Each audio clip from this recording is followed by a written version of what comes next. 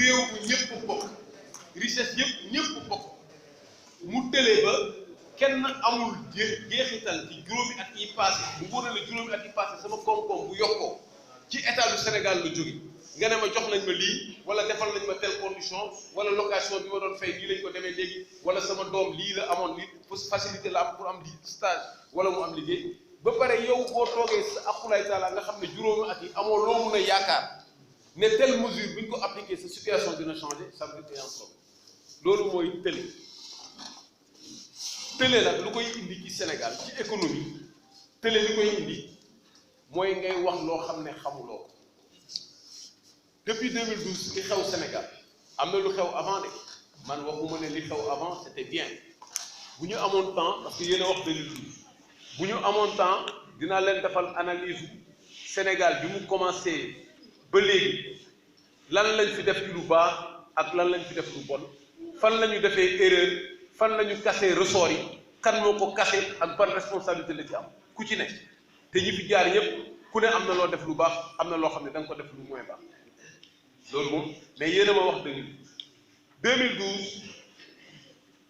bi gouvernement bu bees bi ñëwee seen premier problème moo doon def le point pour xool liñ fi fekk lan la l'état des lieux yow même booy loué léegi wala ngay loué kër di nga xool li fa fekk ndax robinet bi baax na ndax karo bi dañ fa am karo bu ñuy changé est-ce que loolu ngay def état des lieux boobu ça n'a jamais été fait xamuñu projet yëpp bu ci ne fan la toll te pourtant lépp bind nañ ko ba mu leer nañ parce que man dama am chance bu fekkee ñaari alternance moo tax parfois damay reetaan su ma gisee yenn gars yi ci seen politique man dama fekkee alternance 2000 ma nekk directeur général douane alternance 2012 ma nekk secrétaire général ministère bi gënoon ngan fii de carrière donc gis naa gars yi bi ñuy ñëw ak seen i bretelle di cour di fuuy fuylu ba ñuy fuuy gis naa leen ba ñuy perte ba ñuy dem ba ñeneen di leen yëpp gis naa ñi ñuy jëlee seen poste bi gis naa ñi ñuy jëlee seen poste ministre ñuy jooy ba seen baxata yi génn gis naa ñi nga xam ne dañ doon jooy pour am poste gis fa lépp gis naa dama ko fekkee donc état des lieux bi ñu waroon def pour xool projet yi ci fekk lan moo baax lan moo baaxul lan la ñu war a rectifier ak naka lañ koy rectifier defuñu dañu ñëw rek commencé jiiru séddoo poste yi déjà séddoo wuñu liggéey bi de poste yi la ñu sédd waaw boo ñëwee buñ la joxee pouvoir li nga war a jëkk a def mooy séddoo liggéey bi nga ne liggéey bi fii la toll lii dañ ko war a peinture lii nga ñëw nga ne par exemple aéroport en 2012 aéroport bi 10 mois moo ci desoon pour mu jeex aéroport bi kañ lañ ko inauguré décembre 2017 lu ko waral parce que liggéey bi séddoo wuñ ko ki ñu njëkk a nommé directeur général aéroport bi mais quelque temps après lañ ko tax mu jëwul woon sax am mun a am visa sax pour dem Arabie Saoudite pour waxtaan ak waa société liggéey ngay séddoo parce que réew boo bañee tëlee da ngay xam ne li ñu la jox c'est un bien public nga war ko gérer dans l'intérêt public doo ko jël di ko sédd loolu moom mooy premier problème économie sénégalaise tële ñu loolu moo ko dëkk da nga ciy boole lu ci bokk jël bien public nga jël ko sédd donc état des lieux bi moom la ñu njëkk a rat xam projet yi xam lan la ñu war a def comme nouveau projet moo tax bi ñu demee dem ba ci biir nga xam ne amul benn projet bu bees bu ñu def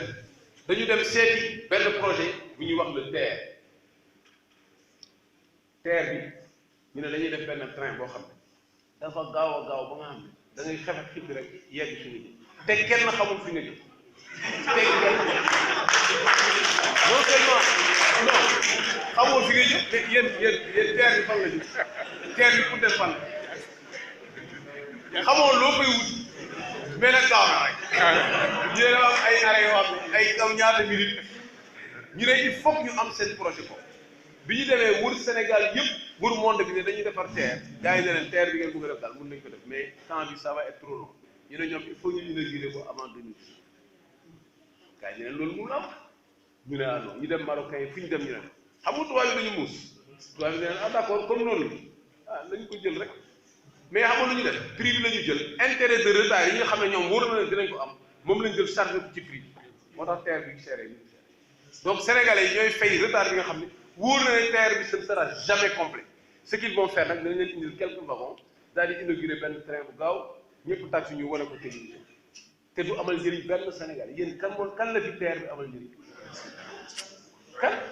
yéen kan mooy yeewu aujourd'hui di am souci même aéroport mais balaa nga def aéroport nga tukki tukki aéroport la ban tukki balaa ngaa jël autoroute di wut lu gaaw ak lu kii nga tukki li gënoon mooy nga def sa transport public boo xam ne boo jógee fii dem fële rapidement régler say problème dellu si doo buuxante am sa car et tout donc choix wu projet yi rek dafa am problème économique donc loolu dafa nekk benn danger boo xam ne télé moo koy waral parce que état da ngay xam lan la balaa nga ko sédd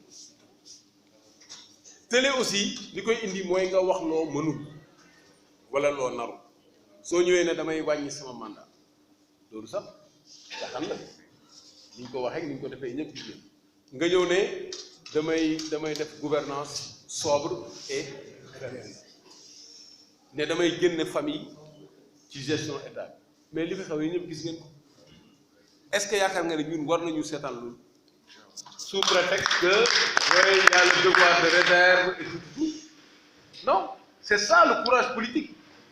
Le courage politique, c'est pas d'aller brailler dans la presse et tout ça. Le courage politique, c'est de poser des actes politiques forts. De dire que man, je suis un citoyen sénégalais. Sénégalais, Sénégal, moi, je faire lépp. Amna lo xamné su ma ko gisé dootuma noppi damay tok, damay génn wax. Donc, bo démé ba Sénégal ñu tollu fu am nañu ko. Ñaareel ba mooy dañ ne famille waratul bokk ci pouvoir mais gisuleen fii ministre bu taxaw ne Marième Faye Sall moo ko nommé te mu ngi ci gouvernement bi ñoom ñaar ñi te mooy ñi ko wax ñi wax ne moo leen nommé ñi waxul nag moo ëpp ñi wax sans compter nag marché yeeg mais léegi lépp looy def boo jàlloo ci Marième Faye Sall boo xam ñun ñëpp ñu xam ko nag nekk suñu néeg rek ko on est dans un pays où jabaru ambassadeur dañ lay fay demi-million par mois yéen femmes yi nekk jabaru ambassadeur ñoo leen gën jabaru ambassadeur ñu lay fay 1 demi-million par mois femmes yi nekk ci àll bi di wasin ci ay saret ñi nekk ci àll bi di wut ndox même léegi waxuma la àll bi sax mais Dakar nit ñi dañuy rang ndox après 58 ans d'indépendance amuloo réseau hydrographique bu lay permettre nga récupérer eau fluviale yi eau de pluie eau yëpp ba nit ñi mën a am ndox de l'eau potable à boire amatoo ko Sénégal après 58 ans d'indépendance xoolal mag mu juddu ba am 58 ans bu dee day yuut ku am 58 ans du yuut dafa feebar wala dafa réew mais foofu lañ tollu Sénégal la situation économique du Sénégal est catastrophique et il y a aucune perspective avec ce que je vois moi ci wàllu économie gisuma ko secteur yi ñu war a développer moo xam ne moo war a porter croissance bi développer wuñ ko secteur yi ñuy développer mu porter croissance bi l'essentiel de la croissance va à l'étranger. On a une société, Sonatel, qui fait combien de milliards de bénéfices? Mais milliards de bénéfices, ça va à l'étranger. Voilà. Des jeunes qui sont là, nous en stage, et pourtant on peut instaurer le stage universel obligatoire. Nous avons emploi, formation, un jeune qui a une formation, je vais commencer pour vous donner l'exemple de la situation économique. xaalis bi nga xam ne fi ñu ko war a dugal xale yi am entre 3 et 5 ans pour ñu dugg ci système scolaire ñi war a dugg te dugguñu ci système scolaire 3 à 5 ans il faut 102 milliards mais est-ce que yaakaar ngeen ne Sénégal ñàkk na 102 milliards li ñu toog di wax yëpp am na xale yoo xam ne entre 3 et 5 ans dugguñu ci système scolaire bi parce que état bi mu ngi leen accueillir boo passé foofu nga dem ci école primaire benn xale école primaire il coûte 80 000 francs par an. 80 000 francs par an. Il y a 500 000 gosses par an qui ont du système scolaire. Sénégal. C'est des chiffres de l'État.